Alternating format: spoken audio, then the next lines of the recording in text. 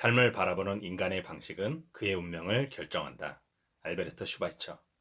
인간은 모두 이론가이다. 이론가답게 우리는 각자의 이론에 따라 자신의 삶을 살아간다. 행복도 마찬가지다. 행복에 관한 자신의 이론이 각자의 행복을 만들어 간다. 따라서 원하는 만큼의 행복을 누리지 못한다면 자신의 기질이나 환경이 문제일 수도 있지만 행복에 대한 자신의 이론이 문제일 수도 있다는 것을 생각을 해봐야 한다. 굴라이프가 행복에 관한 모든 문제에 정답을 줄 수는 없지만 적어도 행복에 대한 균형 감각은 제공해 줄 수 있으리라 기대한다. 행복에 관한 책이면서도 제목을 굴라이프라고 정한 이유는 행복을 순간의 기분으로만 이해하는 경향성을 바로잡기 위해서다. 행복이 좋은 기분과 좋은 삶이라는 두 가지 의미를 모두 가지고 있음에도 불구하고 현대인들은 좋은 기분으로서의 행복만을 추구하는 경향이 있다. 그래서 좋은 삶으로서 행복까지 균형 있게 생각할 필요가 있음을 강조하기 위해 책의 제목을 의도적으로 굿라이프로 정했다. 굿라이프, 즉 좋은 삶으로서의 행복은 좋은 기분과 함께 삶의 의미와 목적, 그리고 삶을 향한 품격 있는 자세와 태도까지 포함한다. 굿라이프는 순간의 행복과 삶 전체의 행복, 즐거움의 행복과 의미의 행복, 자신의 행복과 타인의 행복 사이의 균형을 강조할 것이다. 이를 위해 행복한 삶, 의미 있는 삶, 품격 있는 삶의 총 3부로 이 책을 구성했다. 안녕하세요. 세상 모든 삶과 유쾌한 변화를 시도하며 의미와 성장을 나누는 삶을 꿈꾸는 심리 전문가 송프로입니다. 오늘은 굿라이프 최인철 서울대학교 심리학과 교수님의 책으로 이야기를 해보도록 하겠습니다. 책에 대한 정보를 먼저 말씀드리겠습니다. 파트 1, 행복한 삶에서는요, 총 3개의 파트가 나눠져 있는데요. 첫 번째, 챕터 1에서는 행복의 의미가 있습니다. 행복이라는 이름이 문제다. 행복에는 행복함만 있는 것이 아니다. 그리고 마지막으로 행복의 우연성을 화하라.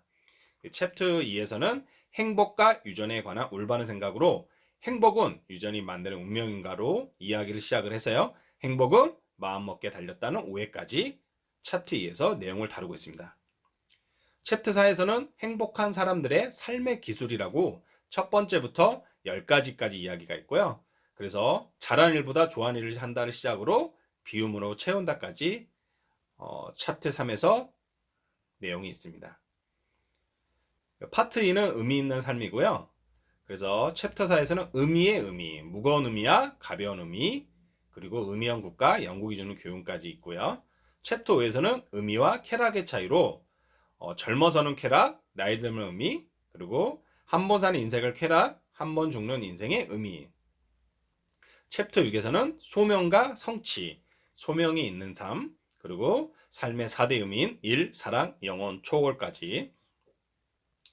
마지막 파트 3에서는 품격 있는 삶으로 해서 총 10가지의 삶을 이야기하고 있습니다. 첫 번째는 자기 중심성을 극복하기 위해 노력하는 삶, 두 번째는 여행의 가치를 아는 삶, 세 번째는 인생의 맞바람과 뒷바람을 모두 아는 삶, 네 번째는 냉소적이지 않는 삶, 다섯 번째는 질투하지 않는 삶, 여섯 번째는 한결같이 노력하는 삶, 일곱 번째는 네, 그럴 줄 알았지라는 유혹을 이겨내는 삶, 여덟 번째는 가정이 아름다운 삶, 아홉 번째는 죽음을 인식하며 사는 삶, 열 번째는 지나치게 심각하지 않는 삶을 마지막으로 에필로그 굿라이프 10계명까지 책의 목차를 확인할 수 있습니다. 책의 내용 줄거리로 들어가 보도록 하겠습니다. 행복의 정의. 첫 번째, 우연히 찾아오는 복. 두 번째, 생활의 만족과 삶의 보람을 느끼는 흐뭇한 상태. 행복이란 자기 삶에 대한 만족과 보람, 그리고 흐뭇한 상태이다. 이 정의는 심리학자들이 주관적 안정감이라고 부르는 행복에 대한 정의와 정확히 일치한다.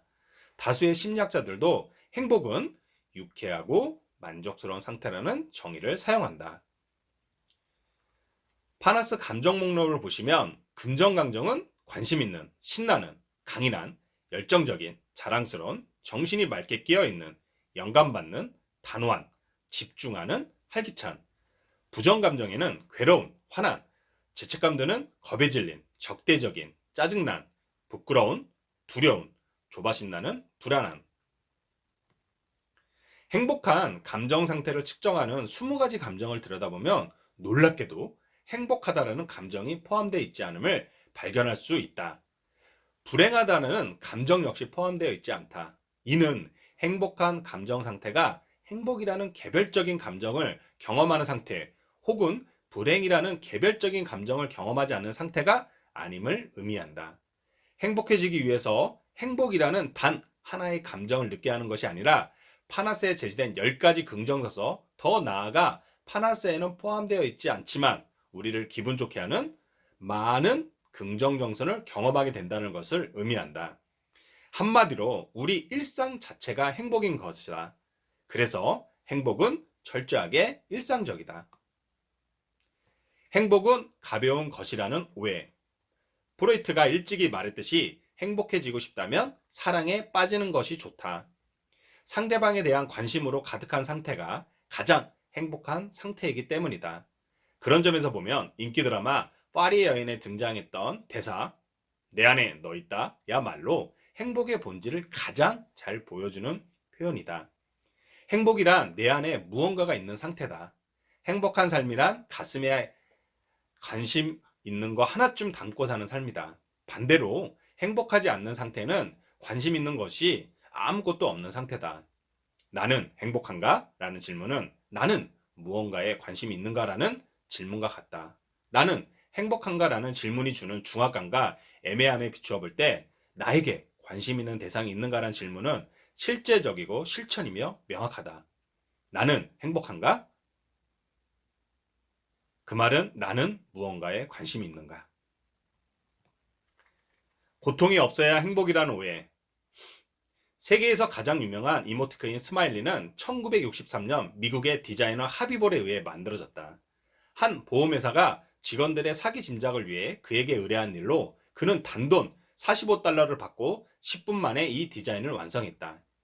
그 후로 스마일러는 50년이 넘도록 행복의 전 지구적 상징이 되었고, 수많은 이모티콘과 캐릭터가 넘쳐나는 요즘에도 행복을 기원하는 가장 유용한 도구로 사용되고 있다.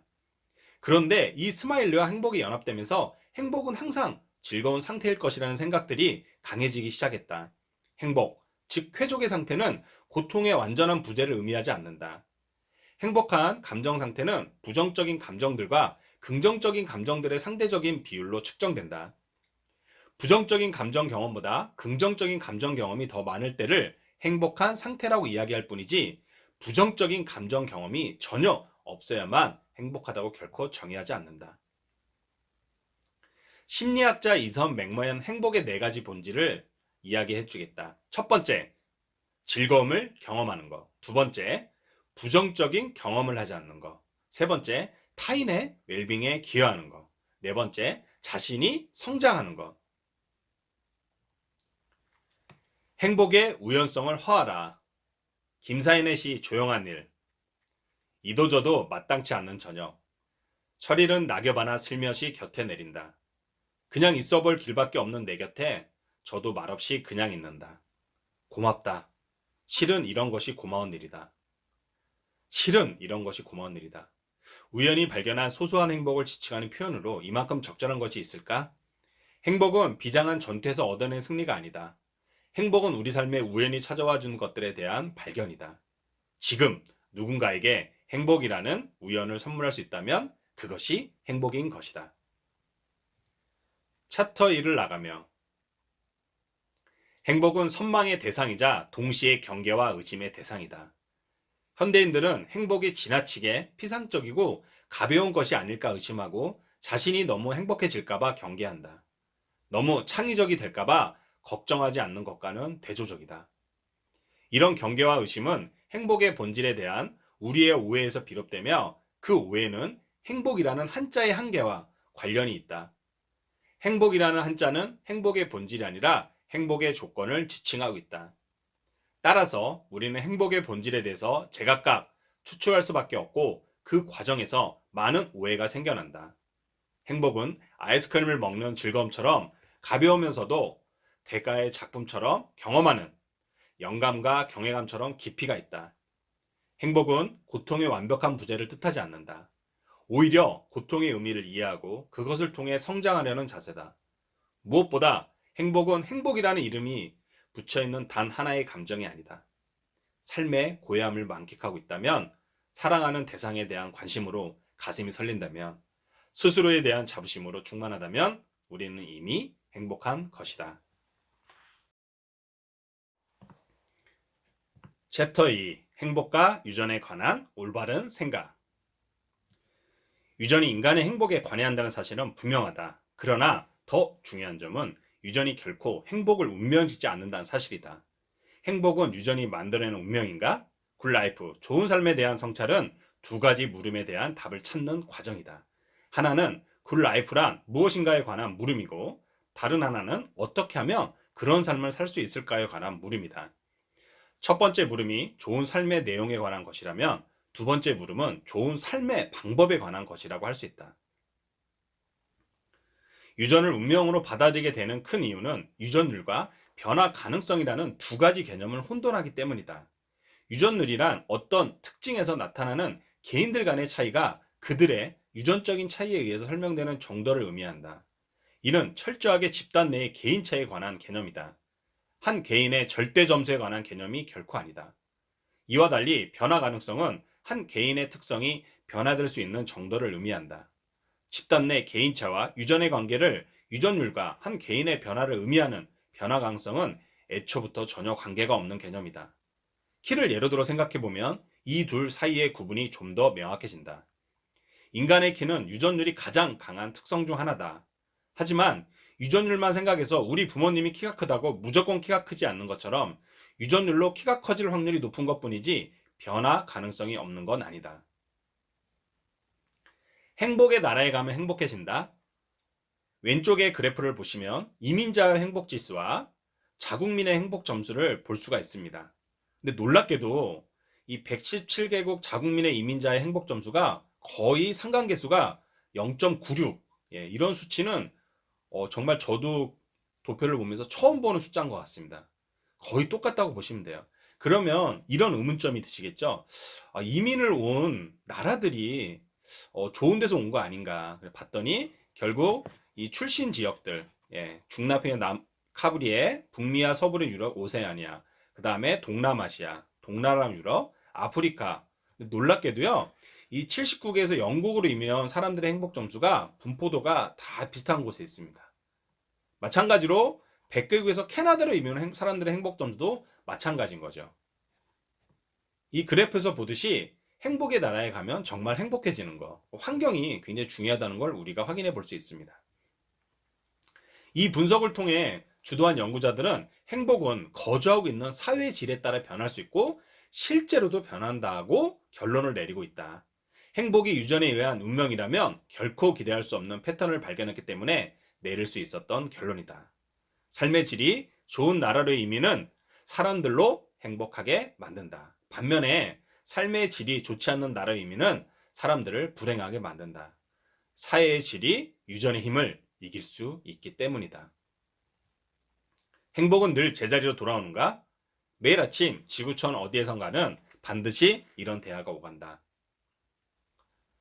엄마, 이불 좀 개라. 아들, 저녁에 또 펼 건데 또 개야 돼? 엄마, 그래도 개.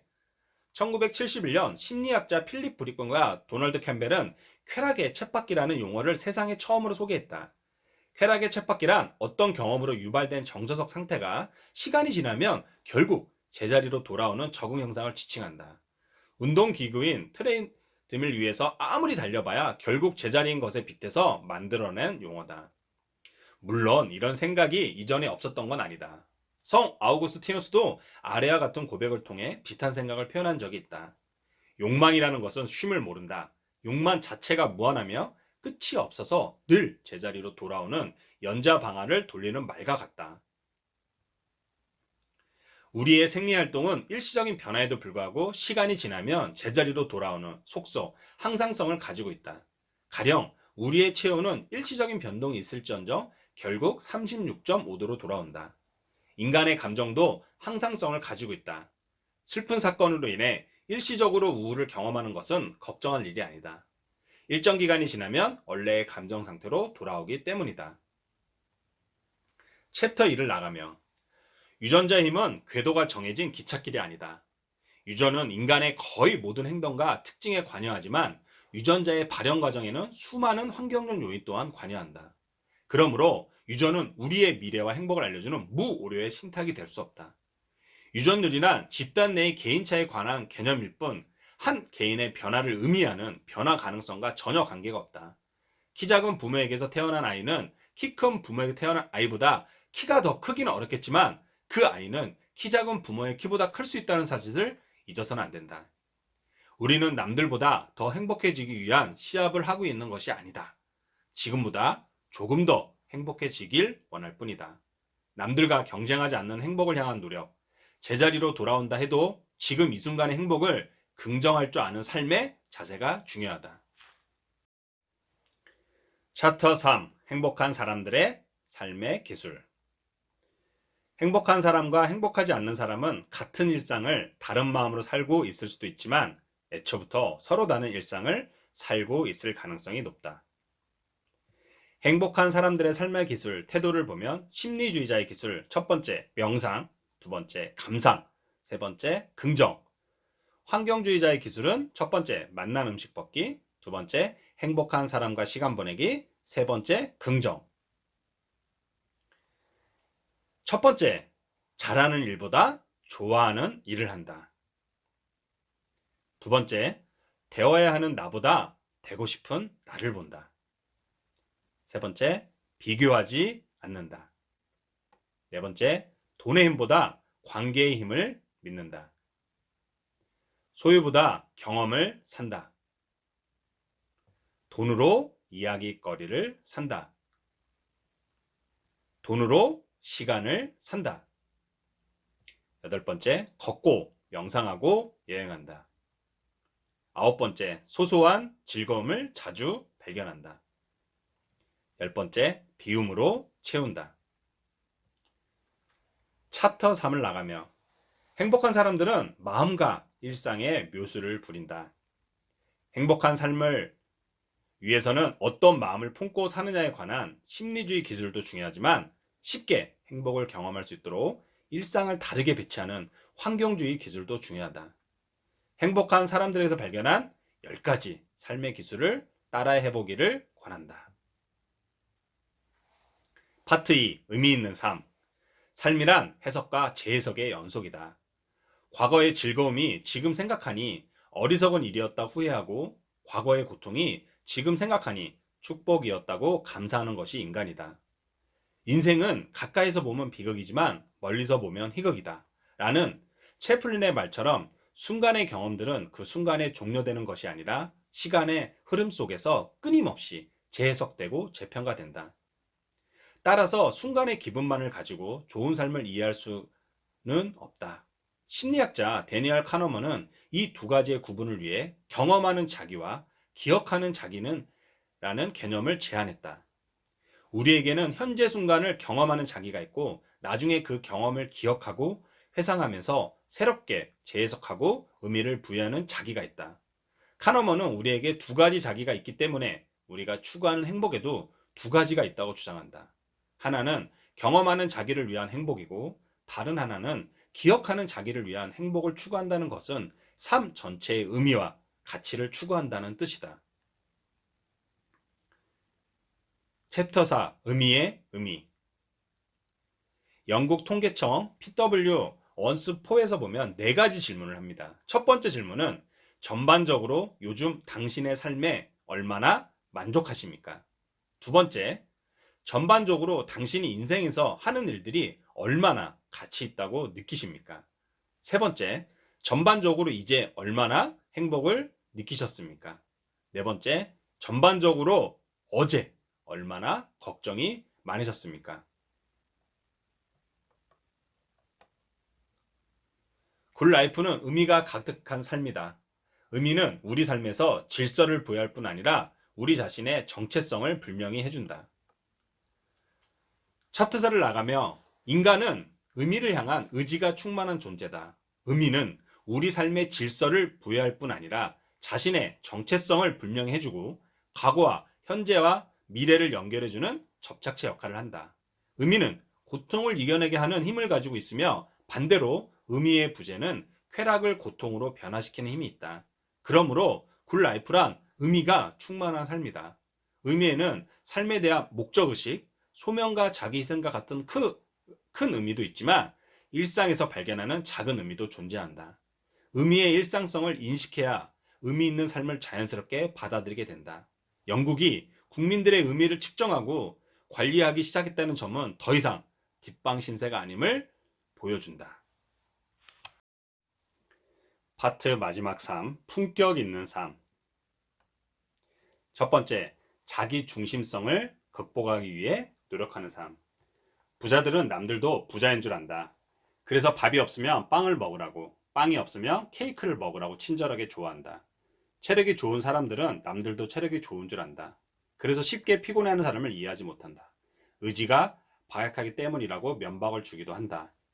나이 들어가는 것이 좋은 이유는 이들이 비로소 체력이 안 좋은 사람을 이해할 수 있기 때문이다. 병을 공유해야만 심정을 공유할 수 있는 법이다. 심리학이 발견한 인간의 가장 큰 특징이 자기 중심성이다. 상식적으로 그게 말이 돼 라면서 의견이 다른 사람 비난 행위는 정상성에 대한 강력한 욕망의 표출이다.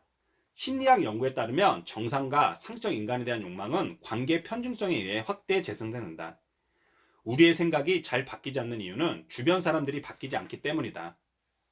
관계 편중성은 지리적 편성과 밀접하게 관련되어 있다.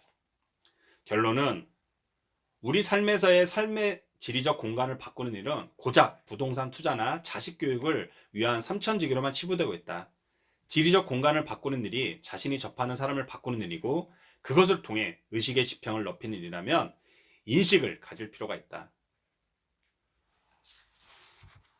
두 번째, 여행의 가치를 아는 삶.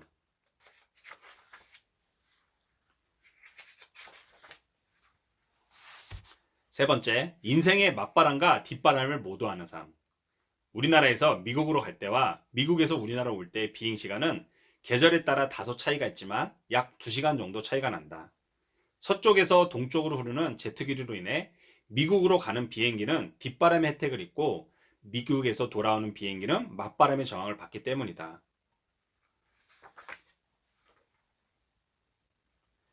품격 있는 사람은 자신에게 불고 있는 맞바람을 탓하기보다 뒷바람에 감사하는 사람이다. 모두가 자신의 맞바람이 더 세다고 불편할 때 맞바람을 견딜 수 있게 해주는 수많은 뒷바람을 떠올리는 사람이다.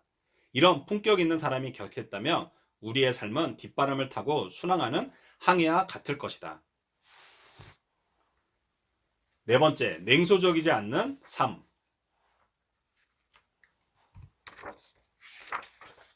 다섯 번째, 질투하지 않는 삶. 네이마르는 결국 FC 바르셀로나를 떠났다. 더 정확히는 메시를 떠났다. 공격수로서 메시와 한 팀에 뛴다는 것은 일생일대의 축복이자 동시에 엄청난 심리적 위협이다. 그와 함께 뛰는 것은 승리와 우승을 보상해주지만 메시에게 독점되는 관심과 날마다 이루어지는 그와의 비교는 공격수로는 감당하기 어려운 질투를 불러올 수밖에 없다. 네이마르가 비록 이적으로 신기록을 세우긴 했지만 그가 택한 것은 돈이 주는 행복이 아니라 질투에서 벗어나는 행복이었다.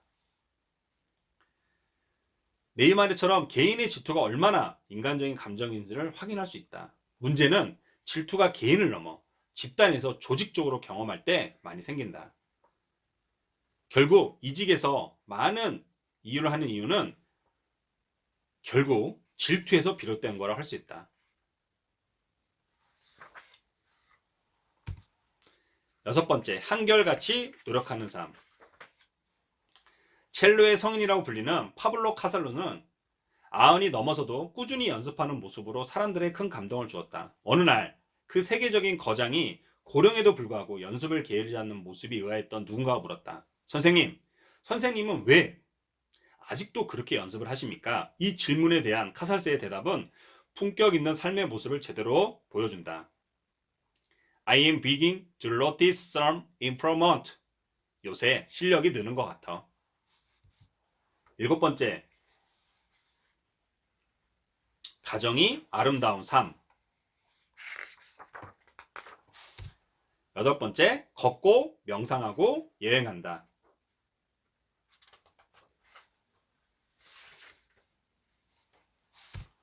아홉 번째, 죽음을 인식하며 사는 삶. 우선 시간이 얼마 남지 않았다는 자각은 우리가 만나는 사람들의 범위를 대폭 축소하게 만든다. 스스로에게 의미 있는 아주 친밀한 사람들을 중심으로 인적 네트워크를 재구성해야 한다. 미움받을 용기란 나이가 들면 누구에게나 생기는 법이다. 마지막, 지나치게 10번째, 지나치게 심각하지 않는 삶. 좋은 글과 좋은 삶에는 공통점이 많다. 우선 둘 다 기뢰와는 크게 상관이 없다. 좋은 장편소설도 있지만 좋은 단편소설도 있다. 사람의 영혼을 움직이기 위해서 단 한 줄의 글만 해도 충분할 때가 있다. 좋은 삶도 얼마나 오래 사냐 문제는 아니다. 33을 살고 간 청년 예수의 좋은 삶이 좋은 예다. 이문재 시인 농담에서 우리의 삶을 뒤돌아보자. 문득 아름다운 건가 마주쳤을 때 지금 곁에 있으면 얼마나 좋을까 하고 떠오르는 얼굴이 있다면 그대는 사랑하고 있는 것이다. 그윽한 풍경이나 제대로 된 맛을 낸 음식 앞에서 아무도 생각나지 않는 사람. 그 사람은 정말 강하거나 아니면 진짜 외로운 사람이다. 종소리를 더 멀리 내보내기 위하여 종은 더 아파야 한다. 이토록 멋진 시의 제목이 왜 농담일까? 가벼운 유머라는 뜻의 농담일까? 아니면 깊이 있는 말이라는 뜻의 농담일까? 시인의 뜻을 정확히 알 수는 없지만 가벼운 농담이라고 이해하면 삶의 어조를 낮추고 지나치게 심각하게 살지 않는 삶의 태도가 무엇인지 짐작해 볼 수 있다. 사랑에 대하여, 외로운 사람에 대하여 자신을 말해놓고는 자신의 말을 너무 심각하게 받아들이지 말라고 톤을 낮추는 듯하다. 물질과 권력과 이미지를 향한 욕망이 들썩거리는 이 물줄기 시대에 자신의 생각이 옳다고 주장하지 않으면 누저가 되고 말것이라는 불안이 팽배한 이 자기 표현의 시대에 인상의 부사를 줄이고 삶의 어조를 낮추는 자세로 살아가면 좋겠다.